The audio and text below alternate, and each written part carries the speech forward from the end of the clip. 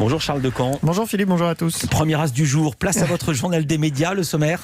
Quel score pour les finales de Roland-Garros? Qui est vraiment Melania Trump? Qui va représenter la France à l'Eurovision Junior? Et quel avenir pour Big Little Lies? Que de questions, mais oui. Qui a regardé quoi hier soir? Sont les audiences? Qu'est-ce que les Français ont regardé samedi d'abord à la télé? Alors la bataille a été extrêmement serrée une fois encore avec 50 000 téléspectateurs d'écart entre les deux premiers. Au final, c'est un inédit de Magellan sur France 3 avec Thierry Beccaro en guest. On en parlait vendredi, qui s'est imposé de justesse avec 4 millions de personnes au rendez-vous, soit 19,5% de part d'audience. TF1 est deuxième, juste en dessous du coup des 4 millions de téléspectateurs avec la finale de The Voice Kids. La part d'audience s'élève à 22,1% et surtout 28% sur les femmes responsables des achats de moins de 50 ans. Tous ces scores sont en légère hausse sur un an. France 2 a pris la 3e position avec le premier prime animé sur la chaîne par Laurence Boccolini. Ça s'appelait Les comiques préférés des Français, 50 ans d'humour, et ça a séduit 2,5 millions de personnes pour 13,7% de part d'audience. C'est un bon score pour la 2. Et hier soir dimanche, c'est M6 qui est en tête avec le match de foot France-Portugal. Au compteur 6 millions de téléspectateurs pour 25% de part d'audience. C'est un bon score pour ce type de match. TF1 s'est classé 2e avec 50 nuances plus claires. Le 3e et dernier volet de la saga, qui était inédit en clair, a été suivi par 3,3 millions de téléspectateurs, soit 14,7% du public. Un petit score. En revanche, la une est largement leader sur les femmes de moins de 50 ans avec 30% de part d'audience sur cette cible. Et c'est France 2 qui complète le top 3 avec Samba. Le film avec Omar Sy en rediffusion a attiré 2,7 millions de personnes pour une part d'audience de 12,2%. Culture Média. Et on commence ce journal avec une autre audience très attendue, celle de la finale de Roland-Garros. Hier après-midi, Rafael Nadal a affronté une nouvelle fois Novak Djokovic sur le court central. Évidemment, la rencontre était très attendue et France 2 a donc fait le plein de téléspectateurs. En moyenne, ils étaient 3,7 millions à suivre la leçon donnée par l'Espagnol au Serbe, soit 27,1% du public. À titre de comparaison, l'an dernier, 3,3 millions de téléspectateurs avaient suivi la finale, qui avait opposé cette année-là Rafael Nadal à Dominic Thiem. Et côté femmes, ça donnait quoi? Enfin, non pas en audience, mais sur le court. La finale a eu lieu samedi après-midi. Elle a opposé Iga Swiatek à Sofia Kenin. La victoire de la Polonaise a fait vibrer en moyenne 1,8 million de fans de tennis pour 19% de part d'audience. C'est un score qui est relativement stable sur un an. On parle beaucoup de Donald Trump, mais on parle moins de son épouse. C'est sur la personnalité énigmatique de Melania Trump que Laurent Saïm s'est penché dans un documentaire inédit. Il a été mis en ligne aujourd'hui sur le site arte.tv. Il sera diffusé le 2 novembre sur la chaîne parlementaire. Louise Bernard a rencontré la journaliste et lui a demandé pourquoi elle avait décidé de se pencher sur la première dame des États-Unis. Alors chaque fois que j'étais dans des dîners, des déjeuners avec des gens, à la fois aux États-Unis et en France, on disait toujours « Ah, Melania, elle est comme ci, ah, Melania, elle est comme ça ». Et je n'aime pas qu'on mette des femmes dans des boîtes. Et donc j'ai eu envie de savoir si Melania était vraiment comme ci ou comme ça. Quand vous êtes avec des amis et que vous leur dites Melania Trump, elle doit peut-être être intéressante, vous avez 95% des gens qui vous regardent en disant mais non, c'est l'Arabie-Saoudite idiote, etc. Et donc j'ai vraiment eu envie de casser ça et de m'intéresser à elle. Alors Laurent Saïm a passé 1 an et demi à préparer ce documentaire. Ses demandes d'interview auprès de Melania Trump n'ont malheureusement jamais abouti. Et la préparation du film a été rendue plus complexe par la méfiance accrue d'une partie des États-Unis à l'encontre de la presse. Mais elle tenait absolument à souligner un aspect peu discuté du rôle de la femme de Donald Trump.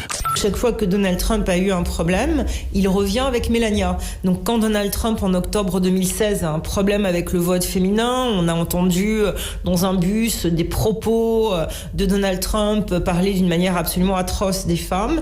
Et bien 5 jours plus tard, Melania Trump fait une grande interview à la télévision américaine pour dire ce n'était que des propos de vestiaire, Donald Trump n'est pas comme ça en privé, et elle est toujours là en soutien. Et c'est quelque chose qui, à mon sens, échappe à la perception française, c'est-à-dire cette présence.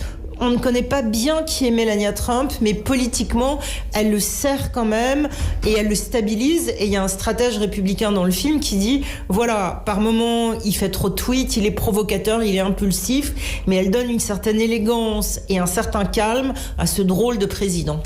Rendez-vous dès aujourd'hui sur arte.tv pour découvrir Melania Trump, cet obscur objet du pouvoir. À noter que Laurent Saïm vient de rejoindre l'équipe de LCI pour couvrir l'élection présidentielle américaine qui aura lieu, je le rappelle, le 3 novembre prochain. Justement, on reste dans le sujet à propos de Donald Trump. On en parlait la semaine dernière. Est-ce qu'on sait comment vont se dérouler les derniers débats prévus entre le président et son adversaire Joe Biden? Voilà, je vous le disais vendredi, Donald Trump a refusé que le débat prévu le 15 octobre se fasse à distance. Il s'agissait d'un débat un peu particulier, ce qu'on appelle un town hall. au cours duquel des anonymes auraient pu interroger les deux candidats. L'équipe de campagne du président a demandé à ce que ce débat ait lieu en personne le 22 octobre, donc une semaine plus tard, et que le dernier débat, prévu le 22, soit décalé au 29. Mais finalement, Donald Trump n'aura pas gain de cause. Le town hall du 15 octobre a bel et bien été annulé ce week-end par la commission qui est chargée d'organiser ces débats. C'est une instance qui existe depuis les années 80. Elle a décidé qu'il ne serait pas organisé à une autre date. Ce jour-là, Joe Biden a accepté de participer à un événement similaire qui est organisé par la chaîne ABC, mais sans Donald Trump. Il n'y aura donc que 2 débats cette année. Le second aura bien lieu le 22 octobre, même si l'équipe de Trump continue d'exiger un 3e affrontement, quitte à outrepasser l'autorité de la commission qui l'accuse évidemment de favoriser Joe Biden. On parlait de The Voice Kids il y a quelques minutes dans les audiences. C'est à nouveau une candidate du télécrochet de TF1 qui va représenter la France à l'Eurovision Junior. France 2 l'a officialisé vendredi. C'est la jeune Valentina qui défendra les couleurs de l'Hexagone fin novembre pour la 18e édition du concours. Valentina a tout juste 11 ans, mais le public français la connaît depuis sa participation à The Voice Kids il y a 3 ans déjà. Elle a intégré 1 an plus tard le groupe Kids United Nouvelle Génération, avec lequel elle a déjà enregistré 2 albums. Valentina succède à Carla, qui avait participé à The Voice Kids il y a 2 ans, donc 1 an après Valentina. En novembre 2019, on avait pas mal parlé d'elle et de son titre Bim Bam Toi, qui avait terminé 5e. Et ça fait bip bam boum, ça fait pch, et ça fait vroom, ça fait bip bam boum, dans ma tête y'a tout qui tourne. Voilà, ne me remerciez pas, comme ça vous l'avez dans la tête toute la journée. Le titre de Valentina, lui, sera dévoilé ce vendredi 16 octobre et France 2 promet une chanson, je cite, pétillante et très positive. Alors la 18e édition de l'Eurovision Junior se tiendra le 29 novembre prochain à Varsovie, parce que c'est la Pologne qui a remporté le concours l'an dernier, et ce d'ailleurs pour la 2e année consécutive. Mais la soirée aura un format un peu particulier à cause de la pandémie. Chaque chanson sera enregistrée dans un studio du pays participant.